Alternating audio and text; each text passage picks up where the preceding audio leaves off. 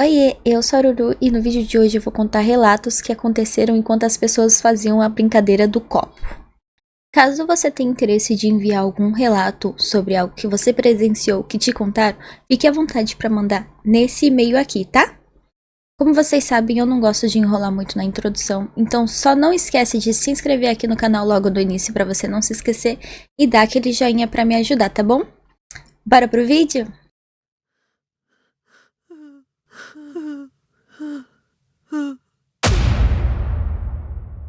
O primeiro relato se chama A Casa Mal Assombrada. Na metade da década de 80, o meu pai comprou uma casa no interior de São Paulo. Nós só usávamos a casa nos finais de semana.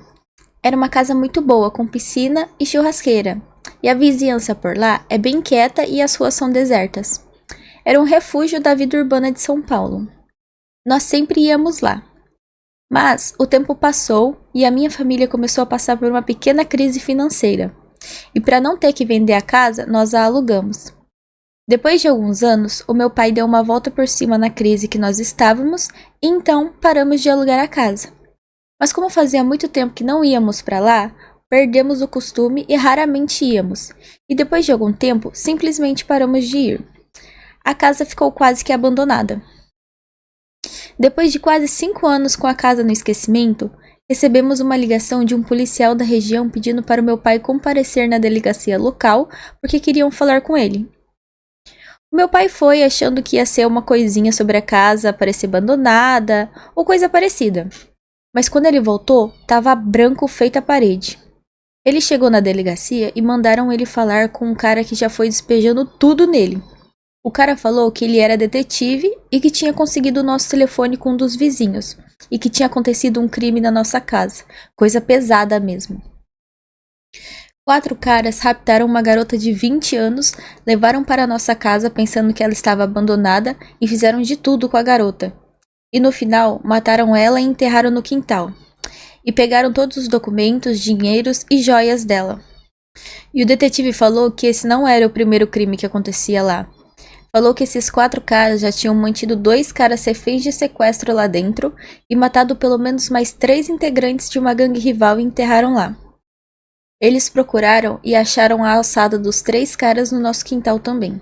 Falou que ele não precisava se preocupar, que tinham revirado o quintal todo e não acharam mais ninguém.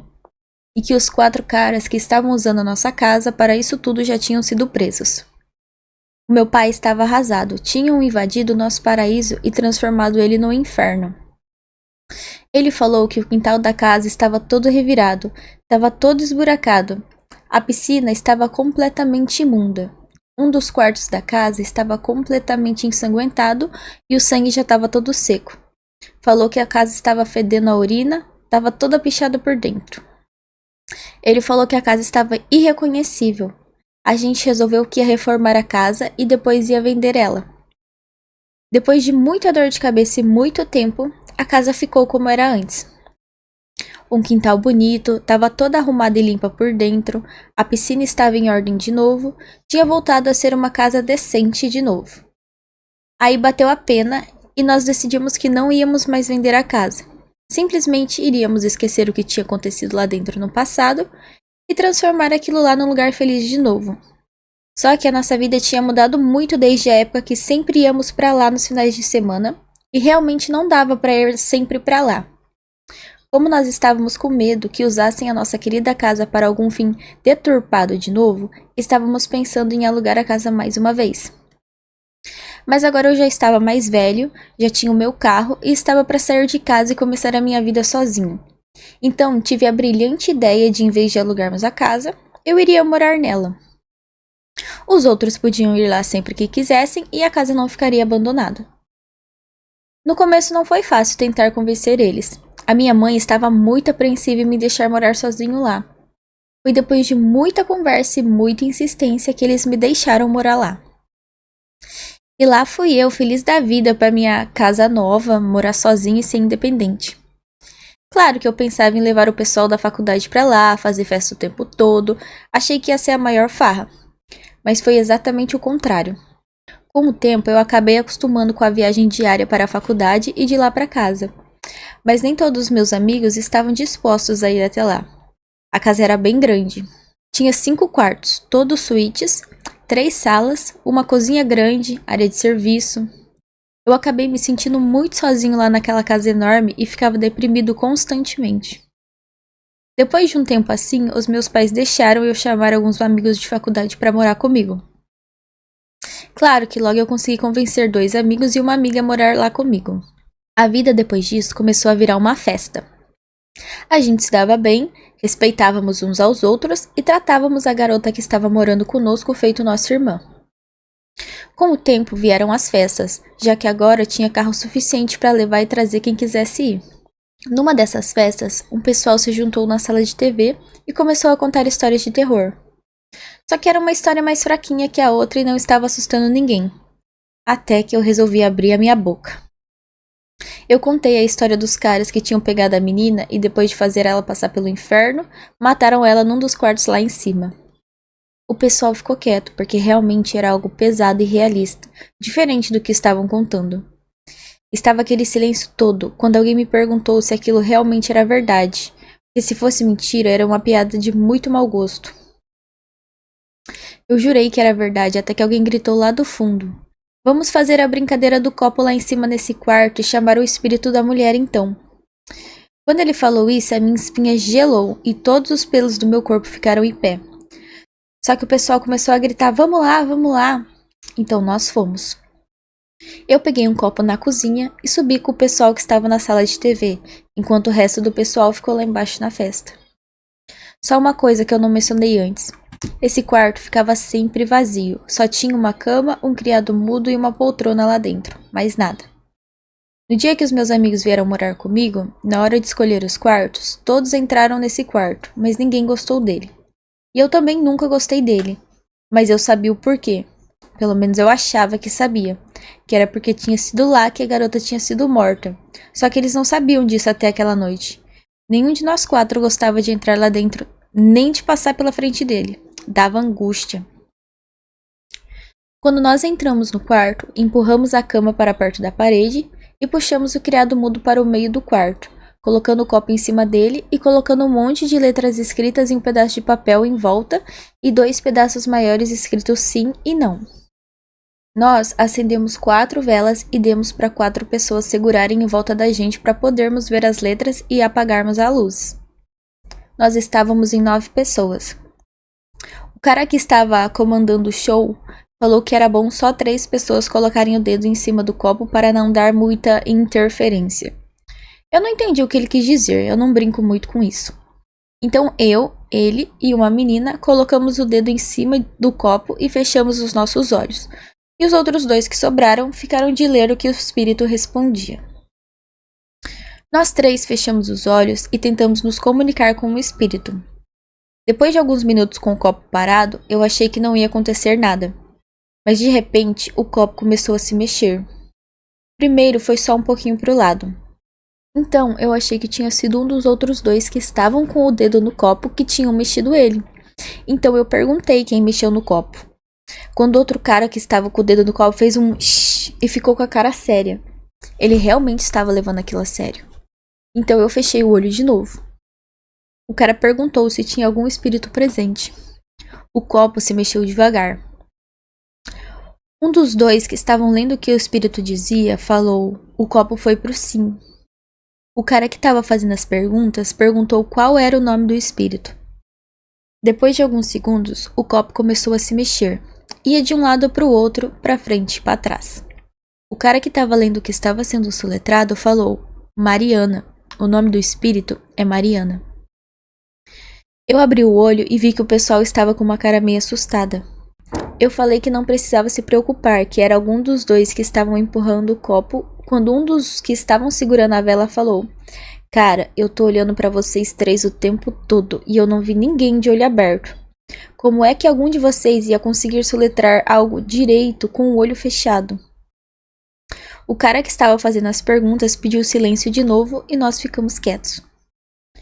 Eu fechei o olho de novo. Então ele perguntou se ela era o espírito da mulher que tinha morrido lá. O copo ficou parado. Um tempo passou, quase 1 minuto, e a gente estava para perguntar de novo quando o copo se movimentou violentamente para o lado. Parou no sim de novo. A garota que estava com o dedo no copo perguntou o que tinha acontecido lá. Imediatamente o copo começou a se mover. O cara que estava lendo falou: "Não tá indo para lugar nenhum, só tá fazendo um 8." O copo ficou fazendo um 8 por um bom tempo. O cara que estava com o dedo no copo falou que a pergunta era muito complicada para responder. Então o copo parou. Ele perguntou há quanto tempo ela estava lá. Os dois que estavam vendo o que estava escrito começaram a soletrar: "Vão embora." "Vão embora por quê?" O cara perguntou. "Vão embora." De novo. "Acho melhor a gente parar com isso." "Por quê?" O cara perguntou. O copo começou a se mexer muito rápido, fazendo um sinal de 8. Eu comecei a ficar assustado, porque era praticamente impossível algum de nós conseguir fazer o copo ir tão rápido como ele estava indo sem fazer ele virar. "Por quê?" O cara insistiu de novo. De repente, uma brisa bateu no quarto, mesmo as janelas estando fechadas. Ficou frio lá dentro, e as velas apagaram. O copo tinha parado de se mexer, e eu ouvi um estalo. Um dos que estavam segurando as velas pulou para o interruptor para acender a luz. Quando o quarto ficou claro, eu vi algo que me fez me arrepender muito de ter levado adiante aquilo tudo. O copo estava todo trincado e as velas tinham voado todas de cima do criado mundo. -5. EMORT. Eu bati o olho e vi que aquelas 5 letras formavam algo familiar. A menina que estava com o dedo no copo simplesmente colocou o dedo em cima do E e depois colocou do T. Morte. E assim que ela tirou o dedo de cima do pedaço de papel, ficou uma manchinha vermelha nele. O dedo dela estava sangrando. Tava com um corte pequeno, mas profundo. Eu acho que ela se cortou quando o copo trincou, mesmo que eu e o outro cara não tenhamos nos cortado. E realmente não dava para se cortar com o copo trincado. Ele não tinha soltado lasca nenhuma, mas tinha sido nele, porque ele também estava com um pouco do sangue dela. O cara que tinha acendido a luz começou a falar que aquilo já era brincadeira de mau gosto, que já era desrespeitar a garota que tinha morrido lá. Só que aquilo realmente não era brincadeira nenhuma. Quando ele abriu a porta irritado para sair, o resto do pessoal da festa estava do lado de fora com cara de assustado. Eles falaram que começaram a ouvir alguma garota berrar histericamente, mas estava berrando muito, pedindo ajuda. Todo mundo subiu correndo, pois parecia que estavam matando alguém lá em cima. Quando subiram, viram que a berraria estava vindo de dentro do quarto que nós estávamos. Eles tentaram abrir, mas a porta estava trancada. Só que a gente não tinha trancado a porta do quarto. Eles falaram que bateram na porta e até tentaram arrombar ela, mas a porta não cedeu nem um pouco. E a cada segundo que passava, a gritaria lá dentro ficava cada vez mais desesperada e histérica. Só que a gente não ouviu grito nenhum lá de dentro. Mas de repente, tudo parou e a porta abriu. A gente jurou que a porta estava aberta, mas ninguém acreditou. Eles acharam que era alguma brincadeira de mau gosto e desceram furiosos, pois aquilo não era brincadeira que se fazia. Depois de um tempo, todo mundo foi embora. Nós tivemos que levar a maioria para casa. E quando voltamos, a menina e o outro cara que moravam comigo perguntou o que tinha acontecido. Eu e o outro cara contamos a história, mas eles não acreditaram muito. E quando a gente perguntou o que eles tinham ouvido, eles falaram que só ouviam gritos de uma mulher falando: "Para, pelo amor de Deus, para, alguém me ajuda!" E coisa assim. Eu contei a história da garota que tinha sido morta lá dentro de casa e eles ficaram bravos por eu não ter contado a história antes. Mas deixamos tudo de lado e fomos dormir. No dia seguinte, levantamos para arrumar a casa, que estava uma bagunça. Quando tínhamos arrumado quase tudo, eu falei: "Ainda falta o quarto do meio lá em cima, só que eu não vou lá sozinho." O cara que estava lá comigo na noite anterior foi junto.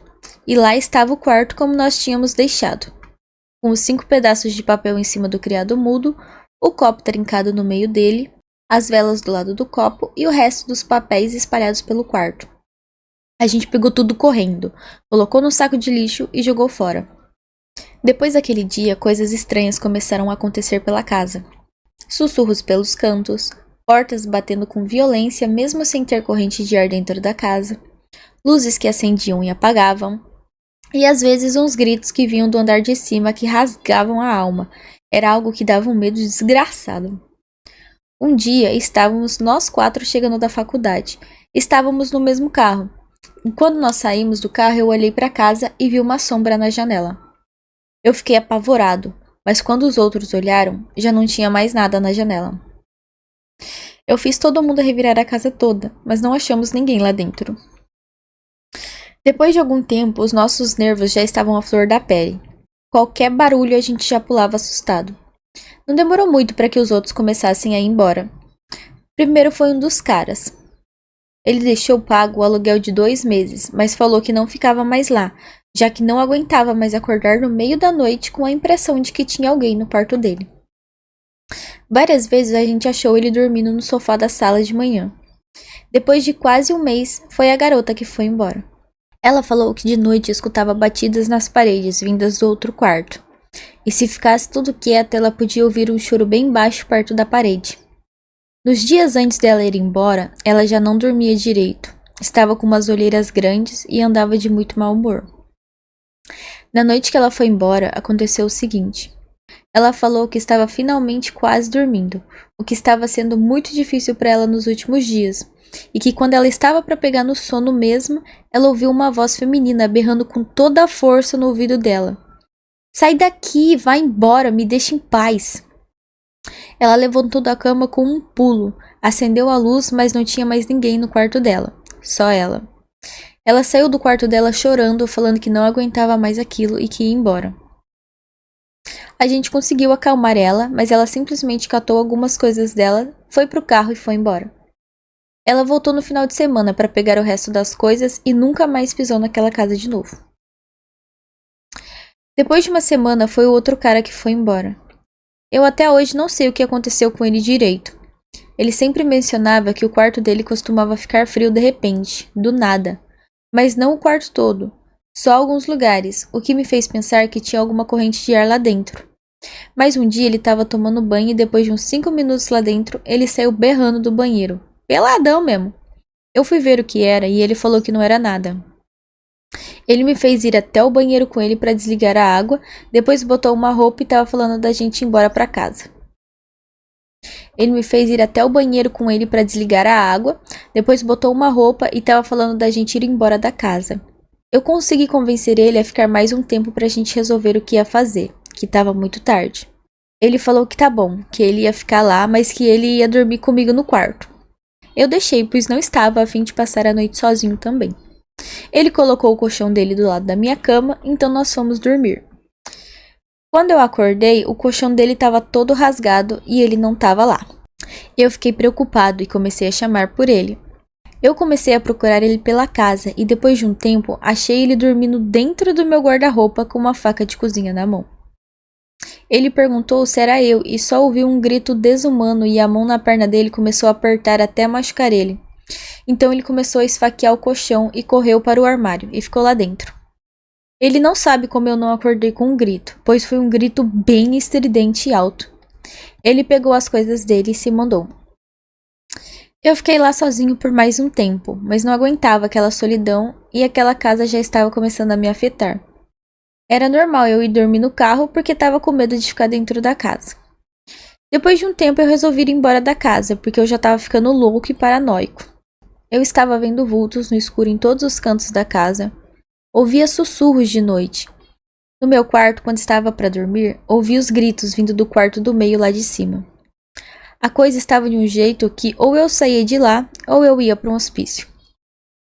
Eu acabei voltando a morar com os meus pais, falando que a casa era muito longe para ir e vir todo dia e era por isso que eu estava sempre cansado e estressado. Ele tentou alugar a casa, mas não conseguia ficar mais de 6 meses com ela alugada.